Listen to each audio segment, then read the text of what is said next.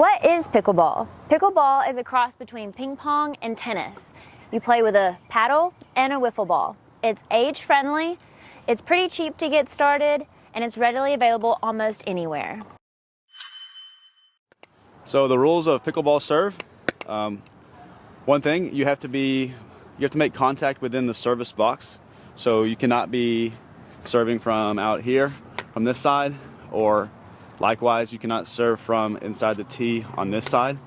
You have to make contact within here. Both feet need to be behind the baseline. When you make contact with the ball, you are allowed to step in, but it's going to be recommended to get back out for reasons we're going to tell you here in a little bit. You cannot start your serve though with your foot on the baseline. That's a fault. It's totally fine to hover over, but recommended maybe to step back just a little bit and your weight can fall forward. So when you serve the ball, you're allowed to bounce it and hit it.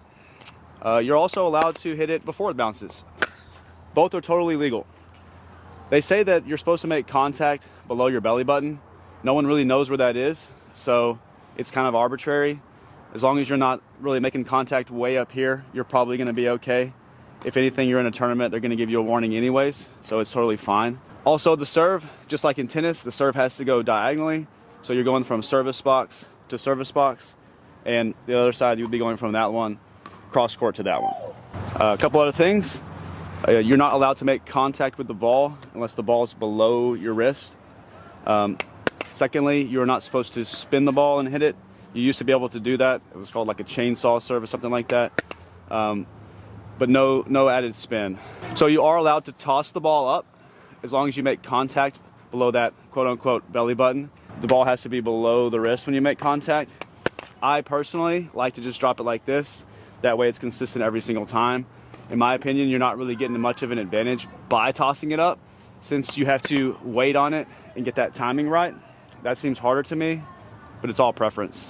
I get this question a lot from beginners in our pickleball clinics. Are you allowed to bounce the ball inside of the court, or does the ball have to bounce outside of the court? The answer is it doesn't matter. So you can bounce it inside the court and hit it, totally fine. When you serve the ball, it has to go diagonally. This line right here is touching both of these courts, so the middle line is going to always be in on your serve. However, if it touches this part, that's considered part of the kitchen, the non-volley zone. Your serve has to pass this box right here, or that's a fault. If the serve hits the net cord and still goes into the other player's service box, that's considered an actual point, and you keep playing in amateur play. In professional pickleball play, if the serve hits the net and goes in, then it's a let. The two bounce rule in pickleball is whenever we serve the ball is going to have to bounce on the opponent's side one time. When the ball comes back, it has to bounce again. Then we're allowed to take the ball out of the air. So really the two bounce rule is about when can you take the ball out of the air, when can you volley it. So it's called the two bounce volley rule because we have to let the ball bounce on the court twice before we're taking it out of the air. That's why you notice that when me and Heather here serve the ball, we're behind the baseline because when we serve it, we have to let it bounce one time. So we're going to stay back just in case that ball is deep. If we serve it and run in and they return it deep, we're going to have to turn right back around and let it bounce and then hit it. So I'm positioned up at the net. Bryce is about to return the serve, which the opponent has to let the ball bounce, and that gives Bryce the opportunity to run up to the kitchen so that we can play out the point. So in pickleball, when you return the serve, you don't have to be standing behind the baseline, but it's recommended because you have to let the ball bounce. A lot of people stand in here, and that's going to be too close in case they serve it deep. You want to be back. Also, on the return of serve, I do not have to hit the ball back to the person that hit it to me. There's no rule that says that you have to hit it to certain players after that. He has to serve it to me because I have to return it. But once I return it, I can return it back to Ryan. I can return it to the other opponent. I can return it anywhere on the court. It can land in the kitchen. It can land on any of the lines. Anywhere of the court's good. I can return the serve back to Ryan and run up. Or I could return the serve to the other opponent and run up. My return can land in the kitchen, anywhere on the court. This here is called the kitchen, or also the non-volley zone. What you're not allowed to do is step into the kitchen and hit the ball on a volley like that. You can hover over it and volley the ball out of the air. You can jump over it and do an Ernie.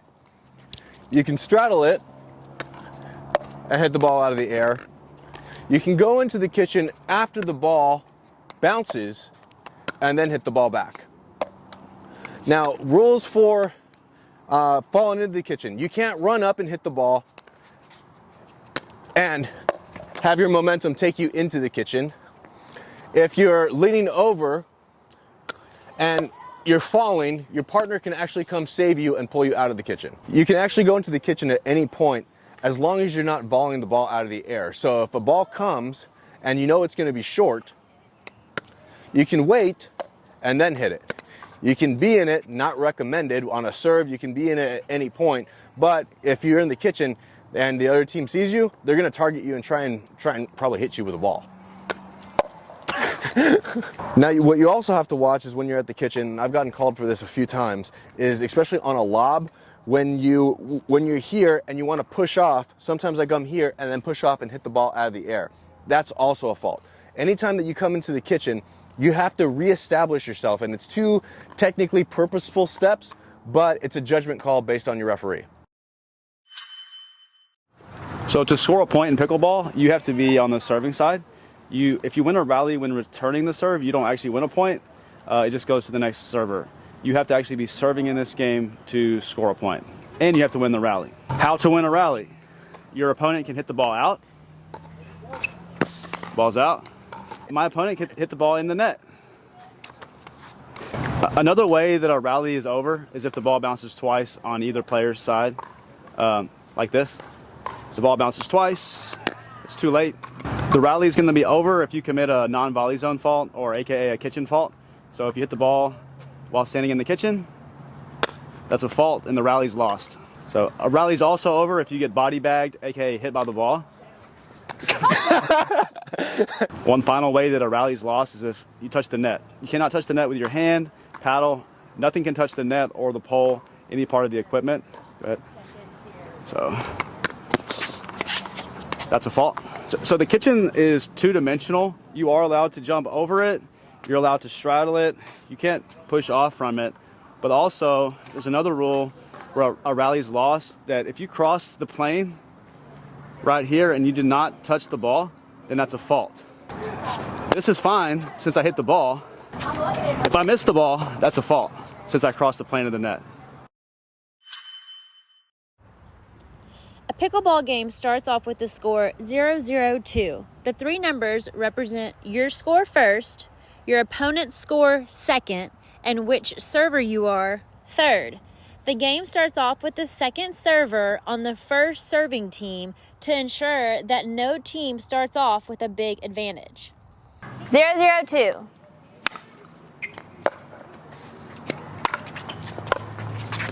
Because Bryce and I won that point, we now switch sides and the score is now 1-0-2. Yeah. 1-0-2.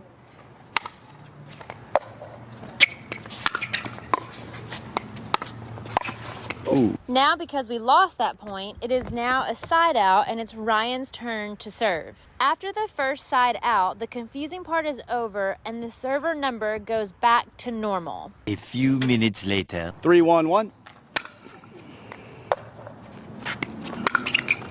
Since we lost that point, I am now the second server and the score is now 3-1-2.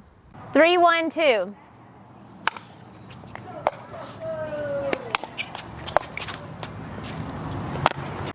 We won that point and the score is 4-1-2, and I now serve from the opposite service box and the score continues this way until the game is over, which is normally the first to 11, but you must win by 2.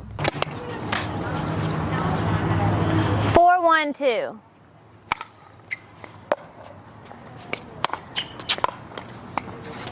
Oh yeah. 3 days later. 10-8-1.